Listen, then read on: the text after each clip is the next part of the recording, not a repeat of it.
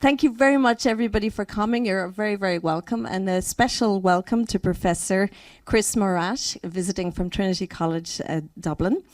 And we are absolutely delighted that you are the Ireland Fund's Monaco Writer-in-Resident at the Princess Grace Library this autumn. So he's on call for November for any budding authors here.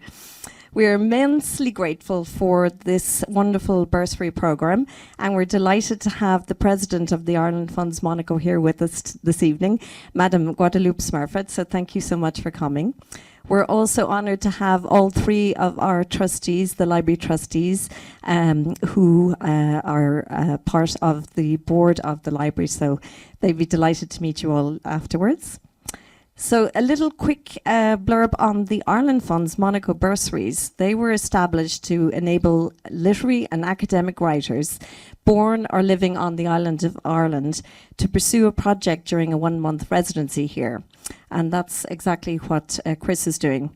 And those bursaries are aimed at writers who could benefit from time spent working at the library and accessing all the collections that are here, in particular Princess Grace's own personal collection.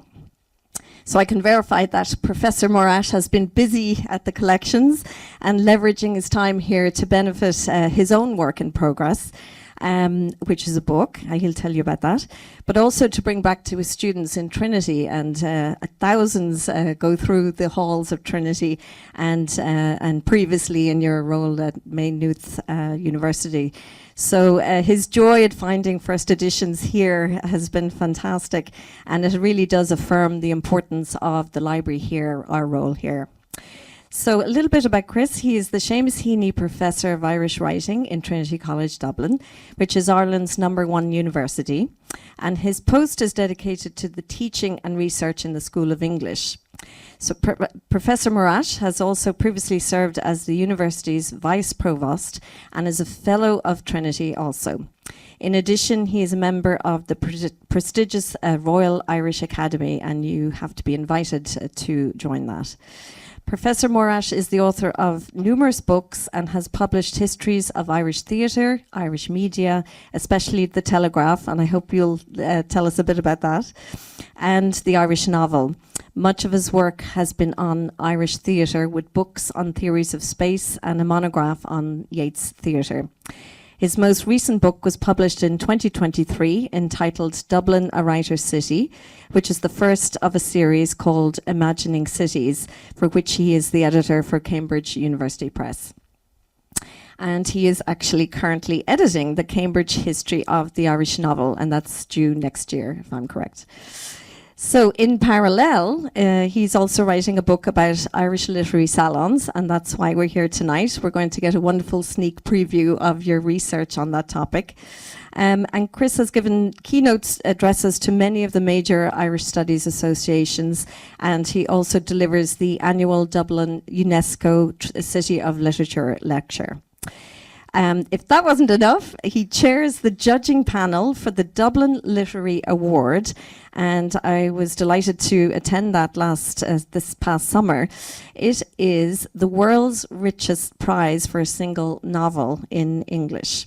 So for those budding novelists among us, it is definitely worth submitting a novel because the €100,000 prize is up for grabs.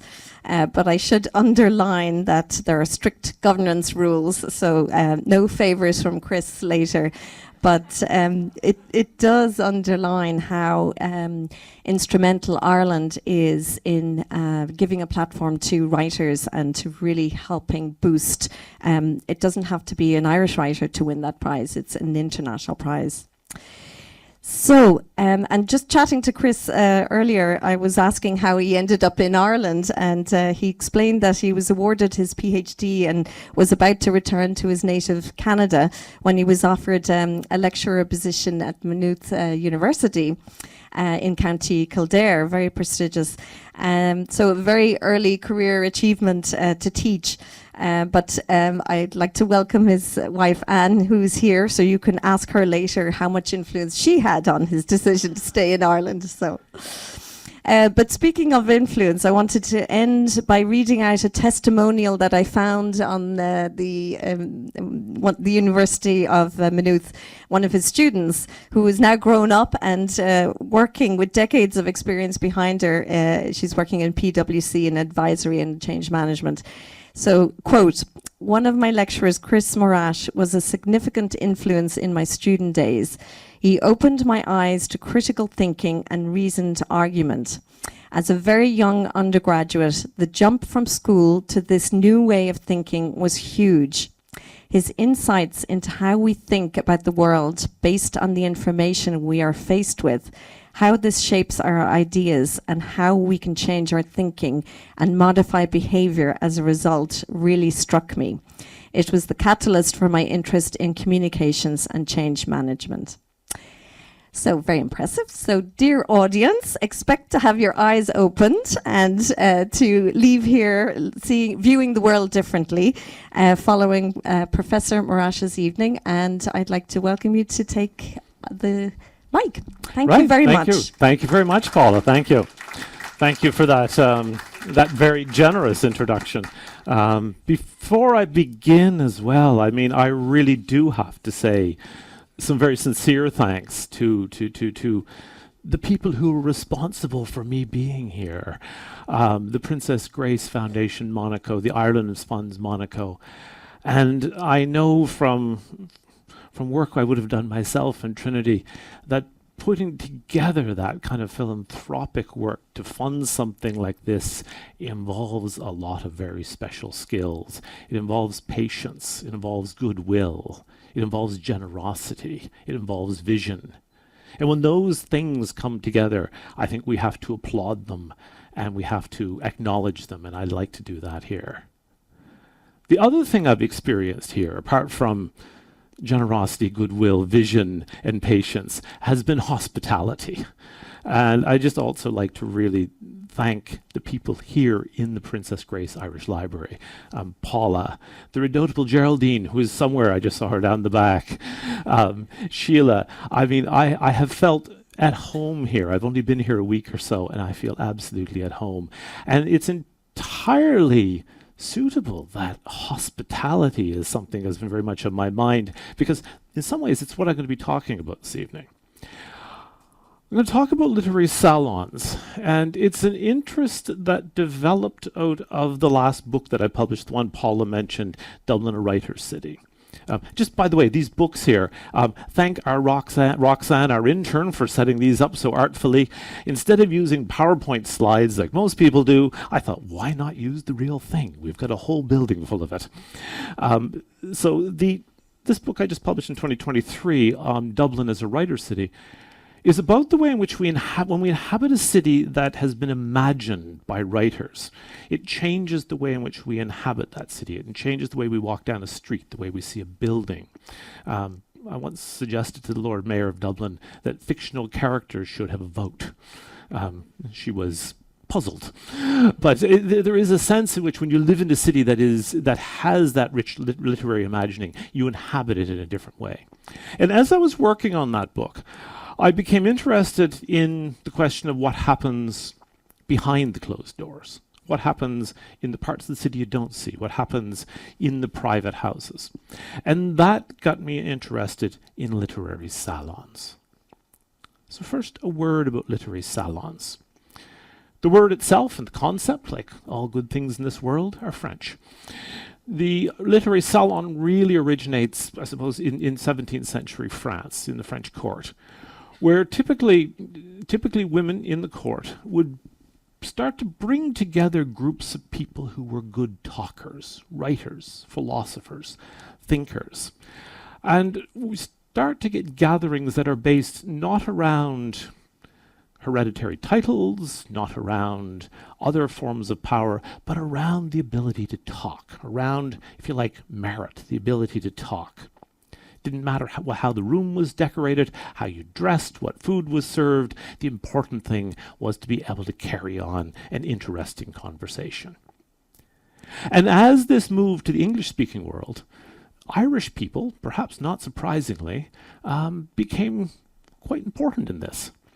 One of the leading salon hosts or hostesses of the 19th century in London was the Countess Blessington, who was born Marguerite Power in Clonmel. She married the first Earl of Blessington in 1820, and from 1820 until about the mid-1840s, she had what was probably the most important salon in London. I mean, everyone was there. She published a book called Conversations with Byron, which was based on her conversations with Byron in her sitting room. Dickens was there, Disraeli, everybody you could name in London in the early part of the 19th century went through her salon.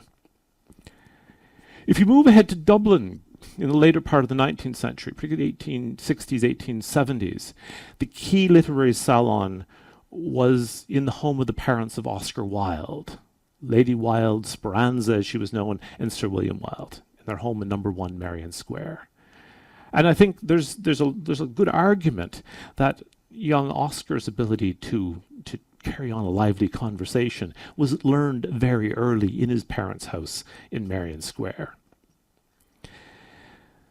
But what interests me in the salon is a period from roughly 1900 until about 1930 in Dublin, where there was a very intense period of salon activity, which was not aristocratic, although it had tinges of it, but where the literary salon was an absolutely vital part of a very, very vibrant literary culture. That when we think of the Irish literary revival of the early part of the 20th century, we think of that astonishing flowering of writing that we still talk about, that produced so many of the books in this room. There is a kind of hidden counterpart to it, which is conversation.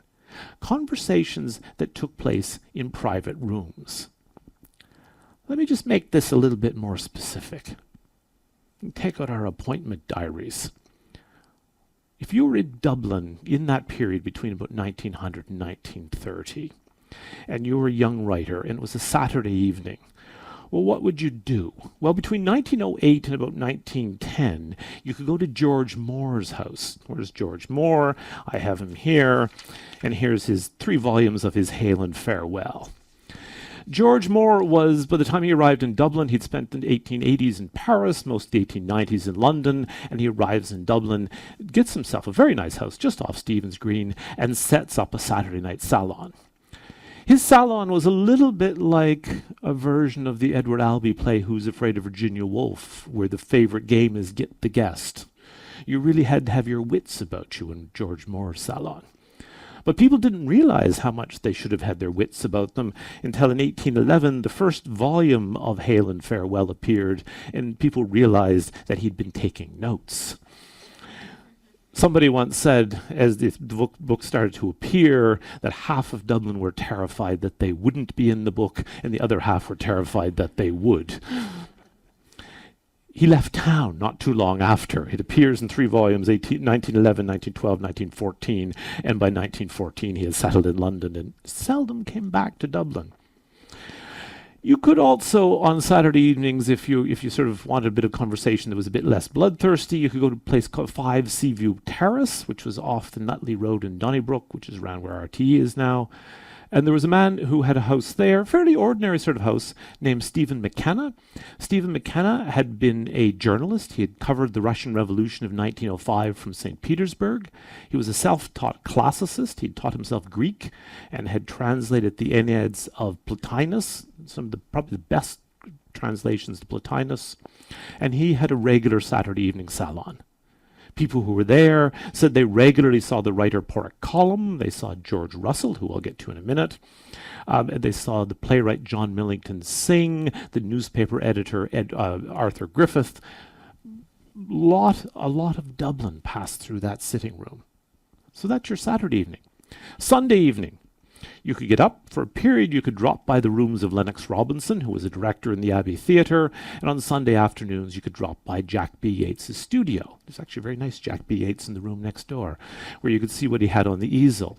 But the real highlight of Sunday evenings in that period was the longest running salon in Dublin at the time, which went from 1907 until early 1930, and it happened every week.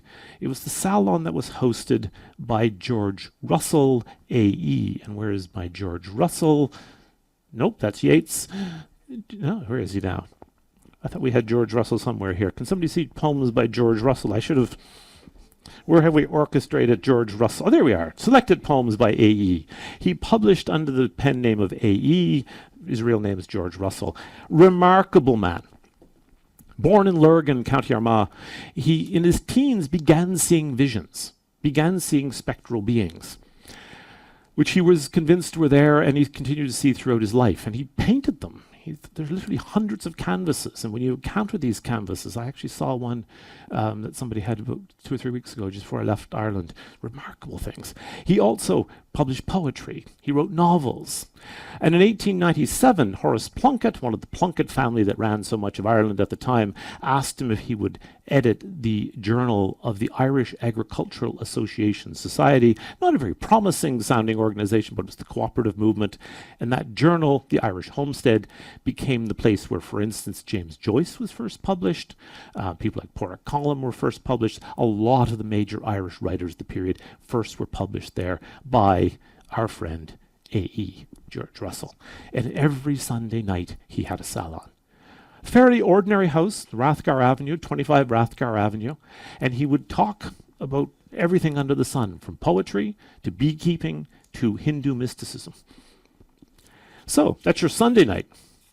Let's continue. Monday.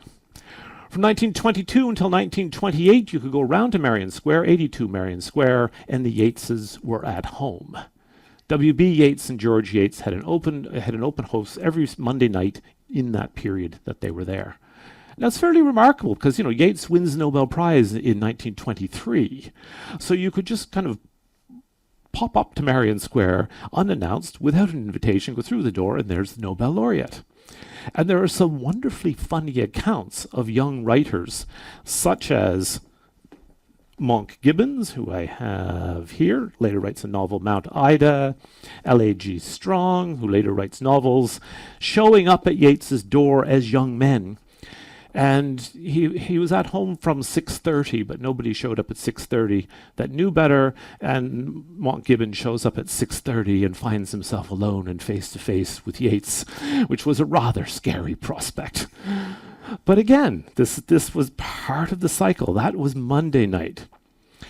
They loved talking, Monk Gibbon later says, of Yeats and of George Russell, who was almost always there. Both of them, in the phrase of rugby football, hung on to the ball for as long as possible, developing their theme closely and continuously so that a knife blade could not be thrust between their sentences. But sooner or later, it was necessary to pause, if only to breathe. And then the other would cut in instantly and take up the thread. So you had this kind of dual monologue going on between Yeats and A.E. So that's Monday night. Tuesday nights, there were a series of different salons available around Dublin. The writer Porrick Colum had one for a period around 1910, 1912, but the longest running one was the painter Sarah Purser, who lived in Mespel House just off the Grand Canal, and she was reputed to be the wittiest woman in Dublin and had a regular salon really all right through this period from about 1910 until 1930s, mid-1930s. On Wednesday, the lawyer and friend of James Joyce, Con Curran, who of course writes a book about it, had a salon at his house in Rathgar, not too far from A.E.'s. Thursday was a quiet night. You got a bit of a rest, but you needed it because Friday was Oliver St. John Gogarty's night. Oliver St. John Gogarty is one of the great talkers of Ireland, one of the great memoirists. He welcomed all comers, took no prisoners, and the conversation ranged over literature and politics, but inevitably ended up with gossip. The more salacious, the better. And he publishes a lot of it in his memoirs, such as this one here, with the wonderful title, It Isn't That Time of Year at All. Ernest Boyd, who was a critic who wrote about theatre at the time and went to a lot of these salons, later recorded that he says, I went very rapidly from one friend's house to another so that people might continue to have the impression that I was still in the room and therefore be afraid to say anything derogatory about me behind my back. This is a remarkable period in Irish history where you think of 7 nights a week, and this goes on for like decades. You could be out 7 nights a week, and people like A.E. George Russell were. You could be in somebody's house talking about literature, talking about ideas, talking about culture, and then the next night you're at somebody else's house, and week after week after week this is going on. And it strikes me that the incredible flowering of writing in the period, which fills those shelves behind you, which fills the room behind us, which fills the room behind that this is like the underwater part of the iceberg. Yeah, the conversation. That what we see is the tip, but there's a lot of talk, a lot of conversation that happens beneath it that we have lost. And that's why I'm interested in the salons, because they allow us to access that talk. So I want to focus now on one particular salon, which is in some ways anomalous, in some ways not, but it tells us something about the salon and how it worked. Now, in a sense, this is not a salon. It's more like a country, well, it is a country house. It's Coole Park is what I want to focus on. Coole Park, which was the home of Lady Gregory. In some ways, it's a classic salon in that it's hosted by an aristocratic, a titled lady. They were the kind of classic hosts of the salon. It's not a classic salon in the sense that it's not in the city, it's not urban. It's a country house, so people came and stayed there.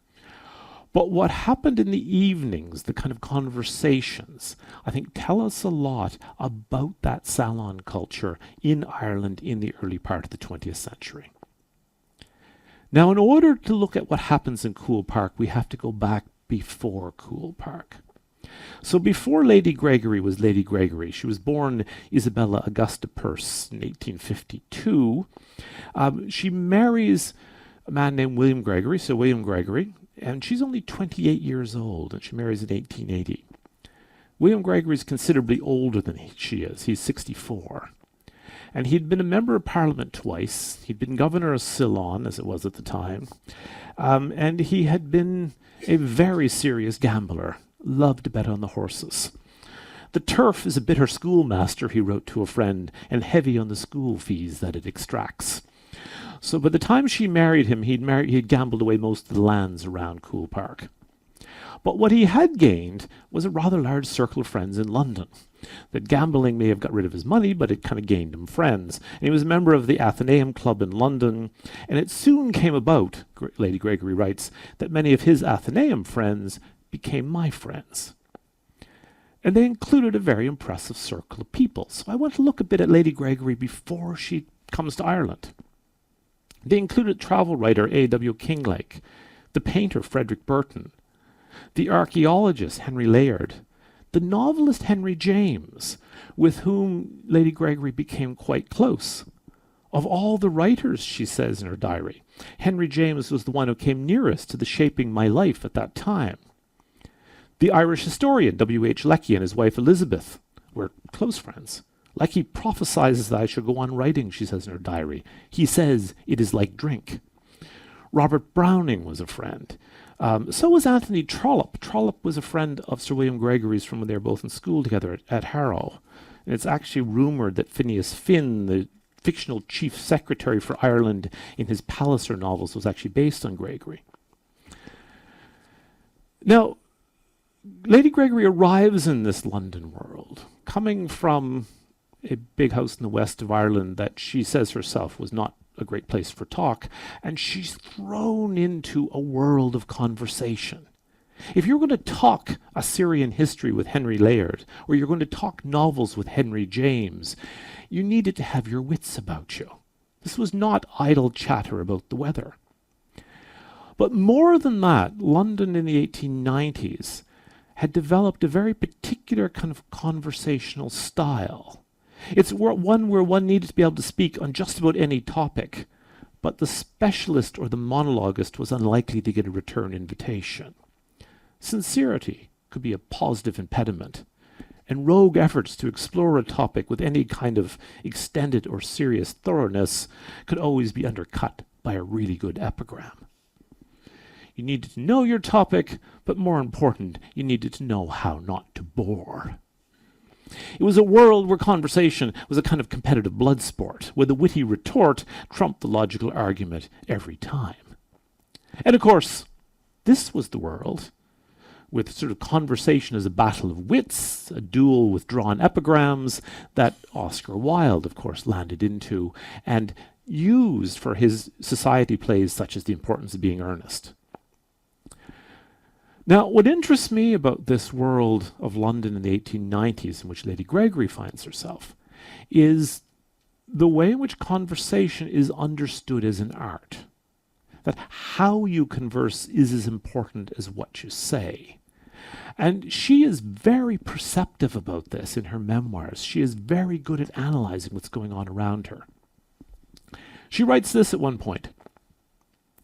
This cut to the bone, condensed, quick-fire retort of the London dinners operates on the same lines as that of the two cabbies, the two bus conductors.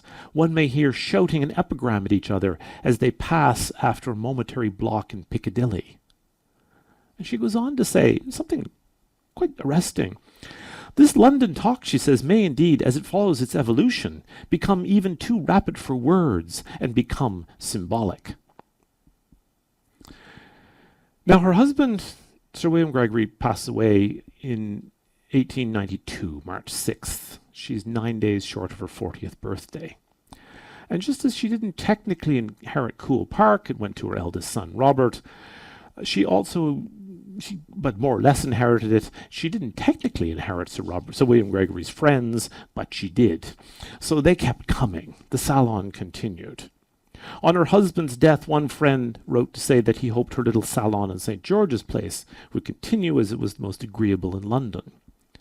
And it did. She continued to have people like Henry James around, Sir Henry Layard. At one point she has some political friends around. And she says the Gladstonians are in good spirits, as if they had something up their sleeve.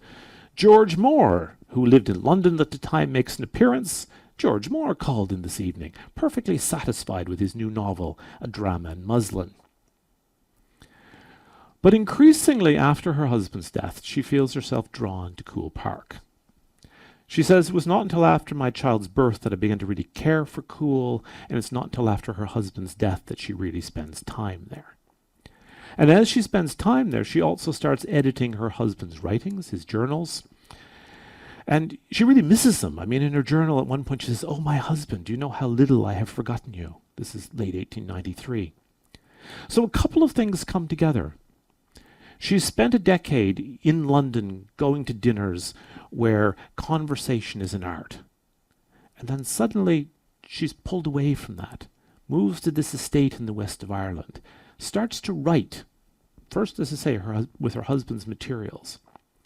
And these two things coalesce for her.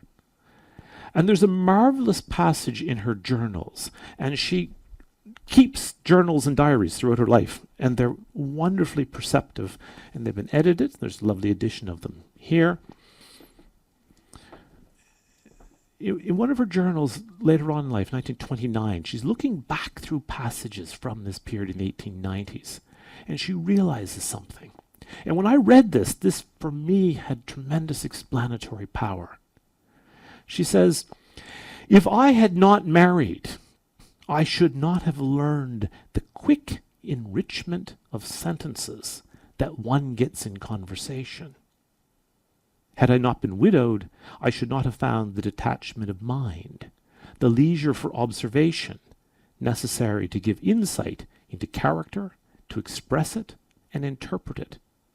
Loneliness made me rich." I think it's a marvelous insight into the role of conversation in writing. She says, having been in this world where quick wit, the ability to think quickly, talk quickly, was valued, was an asset, was appreciated as an art, taught her this kind of quickness. But in order to be a writer, she had to be able to step back from that, to contemplate, and to let it settle. And it's the confluence of those two things that turn her into a writer. And she does become a very good writer, with plays such as The Dragon, for instance. Now, if she thought Coole Park was going to be a retreat from the world of talking, that all changed when she met William Butler Yeats. The two first met in London in the spring of 1894 when he was just 28 and was beginning to make a name for himself in London, not as a poet, but as a talker. She meets him again in the house of a neighbour in County Clare, Duras house, which was actually inhabited by a French aristocrat, the Comte de Baskerville. She had Yeats with him, the latter full of charm and interest in the Celtic revival. And then the following winter in London, she and Yeats began to run into each other all the time. Yeats very charming, she notes in her diary after meeting him at dinner. 9 days later, I feel quite proud of my young countryman. She keeps encountering Yeats, and Yeats is talking about starting a theatre.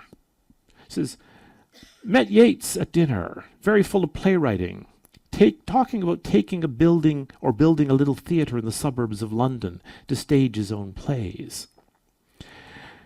When she does finally meet him again in the summer of 1897, they really hit it off, and he goes off to stay with her in Coole Park.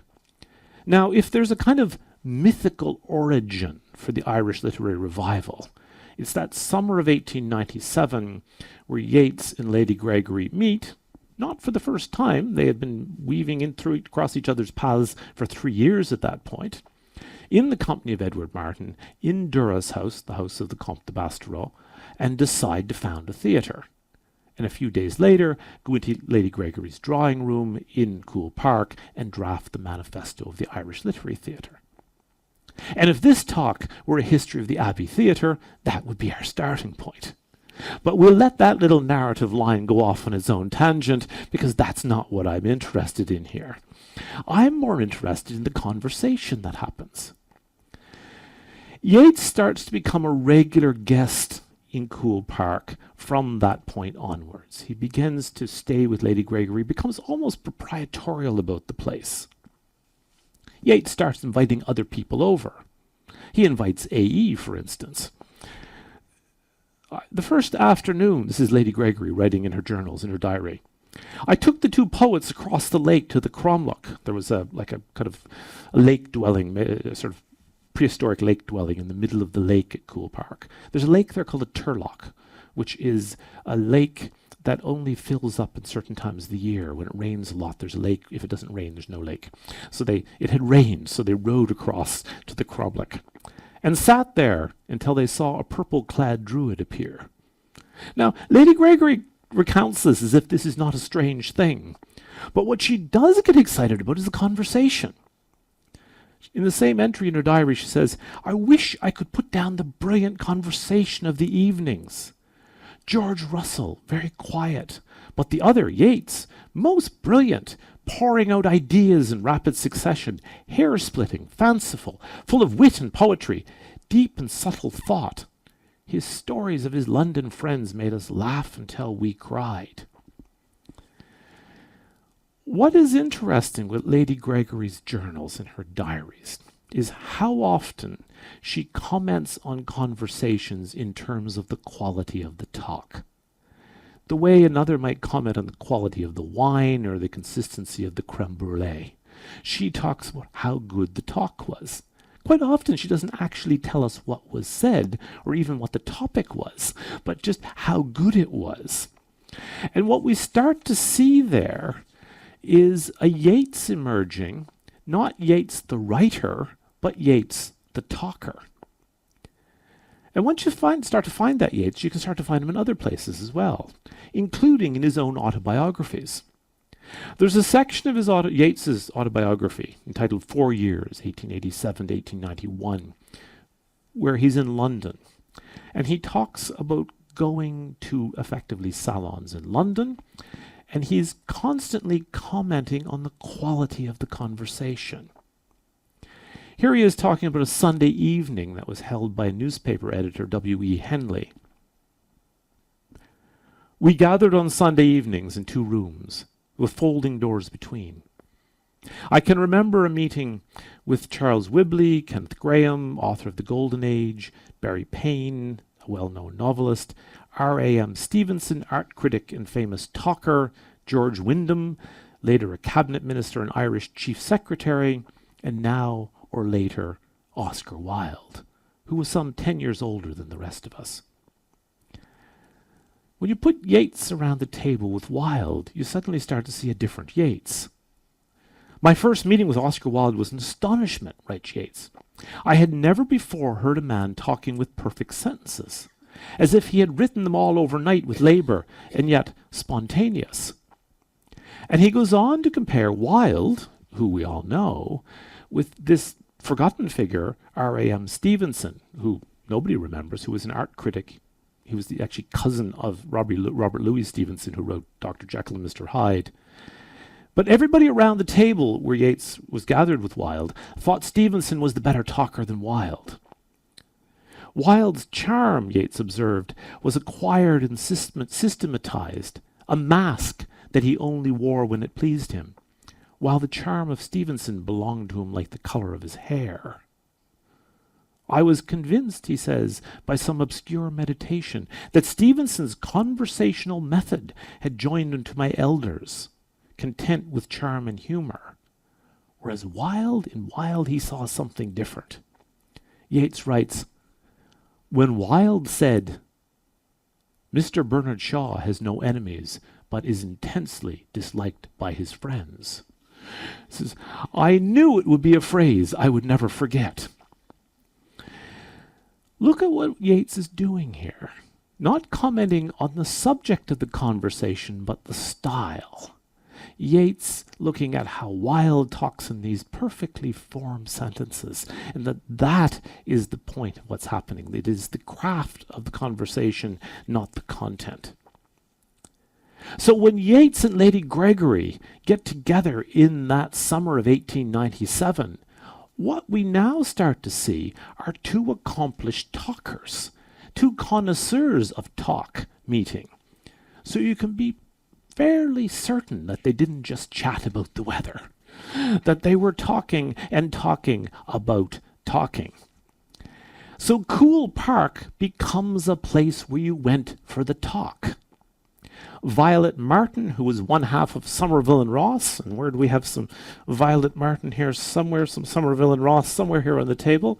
Violet Martin, who was the Irish RM stories, shows up in 1901 just to hear Yeats talk. Yeats looked just what I expected, she said. He is egregiously the poet. It is strange to talk of deep subjects of life and death without any self-consciousness, and I must say he induces that and does it himself. He is not at all without a sense of humour, which surprised me. And others show up. Susan Mitchell, who was one of Dublin's great talkers, Sarah Purser. Friend after friend starts showing up to hear the talk. At one point, Robert Gregory, Lady Gregory's son, notes that there were sometimes enough guests at Coole to listen to the talk that you could make up a decent cricket team. One of the more interesting visitors to Coole Park to hear the talk in these years was John Quinn. John Quinn's a really interesting figure. He's an American, originally from Ohio, as a lawyer, and he made substantial money as a financial lawyer in New York in the 1890s.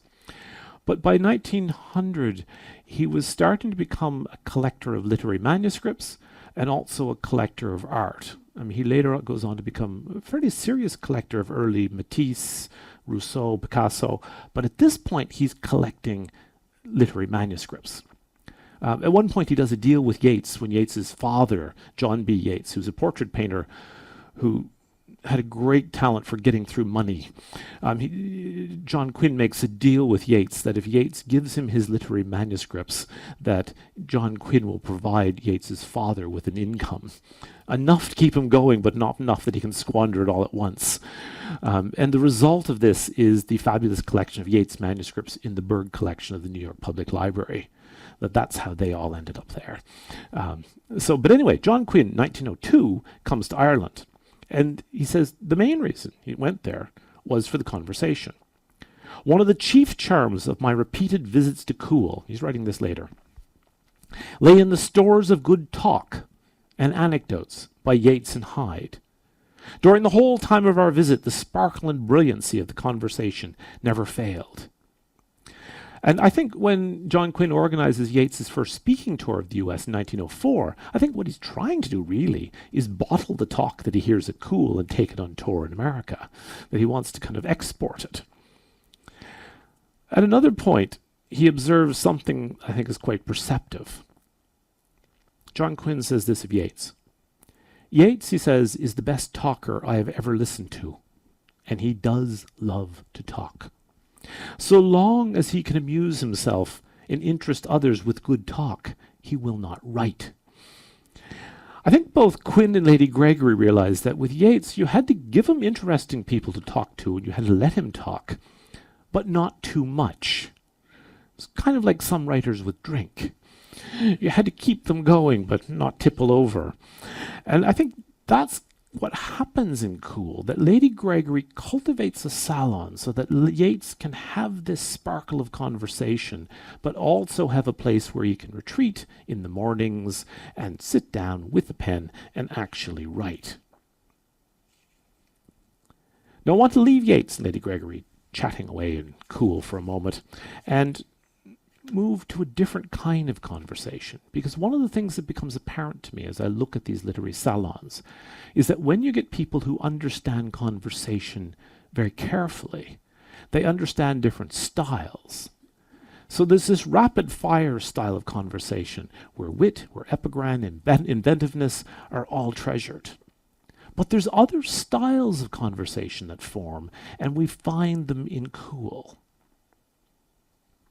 Back in the 1880s, when Lady Gregory and her husband, Sir William Wilde, were on a tour of Europe, they went to Paris. And they were invited to the salon of Ernest Renan, who had just published the essay that's usually translated as The Poetry of the Celtic Races. And Renan had a famous philosophical salon, and they were invited to it. And Lady Gregory's account of it, like her account of so many of these things, gives us no indication of what Renan said or what was discussed, but gives us a lot of detail on how the conversation was conducted. We all sat in a half circle, he alone in the middle of the room. She says, thus arrayed, the host conversed at first with each guest individually while everyone listened. As the evening progressed, Renan increasingly addressed his talk to the room as a whole, to which all listened. The astonishing thing is, a decade later, she's on the Aran Islands off the west coast of Ireland, in a little cottage made of stone with a thatched roof. And she is watching the storytelling. When darkness fell, friends would gather, fishermen for the most part, and would sit in a half circle around the fire. A pipe was passed from one to another, and each had his turn in speaking, the others listening, not interrupting. The woman of the house at her spinning in the background, saying her say if she had a mind. And Lady Gregory makes this connection, that a Parisian salon and a gathering in a fisherman's cottage in the west of Ireland actually have the same conversational form, where there's an initial dialogue around the room, directed by one person, before eventually that person picks up the threads and conducts what is effectively a sort of monologue or a kind of miniature lecture. Now, this is very different than the kind of conversation that is about a witty back and forth, where there's a kind of almost adversarial or almost a kind of sporting element to it. This is not about trying to better your listener. This is about communication. It's about education. There's a passage at the beginning of Yeats's 1937 book, A Vision, where he says, the other day Lady Gregory said to me, you are a much better educated man than you were 10 years ago, and more powerful in argument. And I had always taken that to mean that Yeats had been reading, that Lady Gregory had been giving him books from her library, and he was reading them, which is true, that did happen. But as I start looking at salons, I began to realize something else happens in the salons. And the person who made me realize this was George Moore. One of the remarkable things about George Moore, who published a shelf full of novels apart from these memoirs, in the room I work in and there's a whole shelf of George Moore novels, is that although he was a very prolific writer, George Moore didn't read.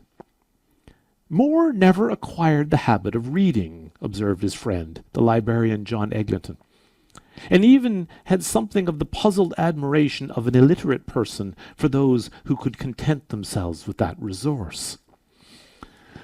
The truth is, says his brother Maurice, whose account of his brother's life is also in the room next door, the truth is that no writer has read less literature than he has. Moore had a very impressive collection of paintings. Degas painted his portrait. He was friends with Whistler. He had quite a good collection of paintings. But when people went to his house, they realized there were no books. He developed the habit of going down to the National Library of Ireland when he lived in Dublin, befriending the librarian John Eglinton, and just at closing time saying to Eglinton, "Is there anything good in here to read?" And Eglinton would pull off the book off the shelf, and Moore would say, "Come on up to the house." And then he'd get Eglinton to explain the book to him. So he sort of did his reading at a remove. He outsourced it, if you like. Now, I'm not unconvinced that Yeats did a bit of the same thing. And one of the things that convinced me of this was when I was writing the book before this one, which was about Yeats. It was about Yeats and his ideas of theatre. I was looking at the way Yeats used the words comedy and tragedy, and the way he threw around Friedrich Nietzsche's name a lot. Nietzsche appears a lot. I thought, oh, Yeats must have read Nietzsche's, Birth of Tragedy. So Yeats's library is in the National Library of Ireland. On his death, his entire library was taken en masse into the National Library of Ireland. So you can see all his books. So I thought, great, I can get Yeats's copy of The Birth of Tragedy and look at the annotations, look at what he's underlined, and I can see what he read. The book came down from the stacks, and lo and behold, the pages hadn't been cut. Which, like 19th century, the way books were bound, you had a nice little knife and you sliced the pages open as you read. He hadn't read it. Now, he might have had another copy, but what I suspect he did was talk to people who had read it, who gave him the gist of it, and he was able to work with it. When my students do this, I call it spoofing. But writers do it quite regularly, and I think a lot of the talking that happens in salons is sometimes ways in which writers can educate themselves, pick up the gist of a book, filtered through the mind of somebody who they know and whose intellect they appreciate, and they draw what they need from it, and they don't need the rest.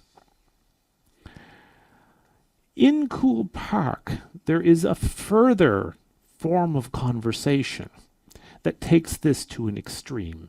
And it's a practice that was common in the big country houses in Ireland throughout the 19th century. One of the people who was subjected to this final form of conversation I'm going to talk about was Sean O'Casey. Now, Sean O'Casey starts writing plays for the Abbey in just before 1920. And he's a bit of a difficult artist to work with. On one hand, he produces absolute masterpieces like Shadow of a Gunman and Juno and the Paycock. I went through the receipts, the box office receipts for the Abbey Theatre for the early 1920s, which are in the National University of Ireland in Galway. They have all the Abbey archives there. And you can just see week after week he's pulling in the audiences, and they are making a fortune off him with those plays. O'Casey also writes plays like Kathleen Listens In and Nanny's Night Out, which you've probably never heard of because they're not very good. And so you've got this playwright who can produce a masterpiece and then produce something that just doesn't seem to work. So Yeats and Lady Gregory decided that O'Casey needed the Cool Park treatment. So they bundled him on a train and took him down to Cool Park. Now, at first, he wasn't entirely comfortable there. A working-class lad from inner-city Dublin being sent off to a big country house, immediately he doesn't like the trees. They're too gloomy. But when he gets there, Lady Gregory settles him in, as a true lady can. And this is Sean O'Casey writing in his memoirs. Where is it? There's one of them, Rose and the Sword. It's actually from the volume called Inishfallen Fare Thee Well. This is O'Casey. He writes about himself in the third person. He hadn't been there 10 minutes at the table before he felt he'd been there often, to eat soberly and talk merrily of books and theatre and of the being of Ireland. And then he's brought into the library after dinner, and the heavy curtains pulled tight, a blazing log fire in the open grate, and himself stretched out on the cozy and the deep settee. And he begins to talk to Lady Gregory of his desire and his hope to lead the workers to a better life, to an interest in reading, in drama especially. So the next night after dinner, Lady Gregory takes him again into the library. And she does something which, as I say, was common in big houses in Ireland in the 19th century. She takes a book down off the shelf and she begins to read. So what we have is a form of conversation that involves reading to one another and commenting on the reading. Now, Lady Gregory records, we get both sides of what happened that night. Lady Gregory records this in her journal. She says, I am reading now Thomas Hardy's The Dynasts, and O'Casey is tremendously struck with it. And O'Casey, in his account of it, in his journal, says, what remained in his memory was the gentle aura of candlelight, as his host read him Hardy's epic drama of the Wars of Napoleon in 3 parts, 19 acts, and 131 scenes. Read and read until he found himself battling sleepily for dear life to keep himself awake. The following evening, having had her guest doze off, she decided to read him Moby Dick. Not my first choice were I trying to keep an audience awake. Now, lest, like O'Casey, you're starting to nod off, I'm going to move toward a conclusion here. That period of Irish salons is, I think, the necessary missing part of our understanding of the Irish literary revival. We have the books, we have the letters, we have a lot of the documentation. But all of that sits on a kind of lost ephemeral base of talk and of conversation.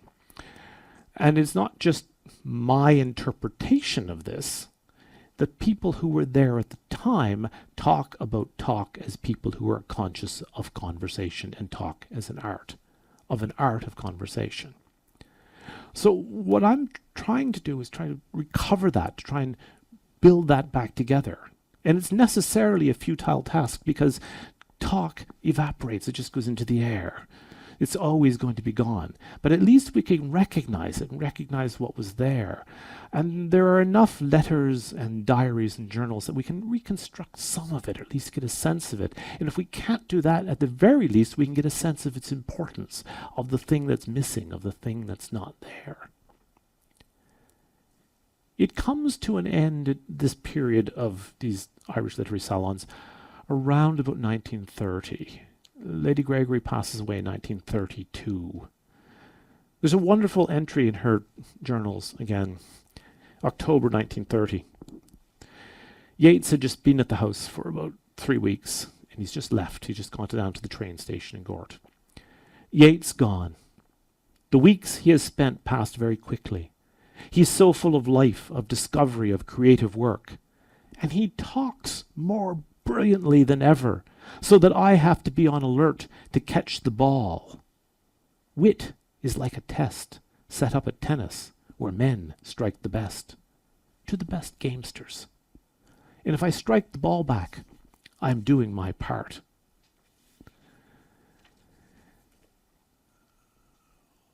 I think we've lost these salons, obviously. I think what has happened is their place in some ways has been taken by things like creative writing seminars, by literary festivals, of which there are many. You could fill your diary in Ireland with literary festivals, and by gatherings such as this. That this is how we fill that gap left by the salon. So what I'm going to suggest is that we take Lady Gregory's advice and turn from this style of salon to what she calls the quick enrichment of sentences that one gets in conversation. And I'm going to end here, and we can go outside and have a glass of wine and continue our conversation. So thank you very much. Okay.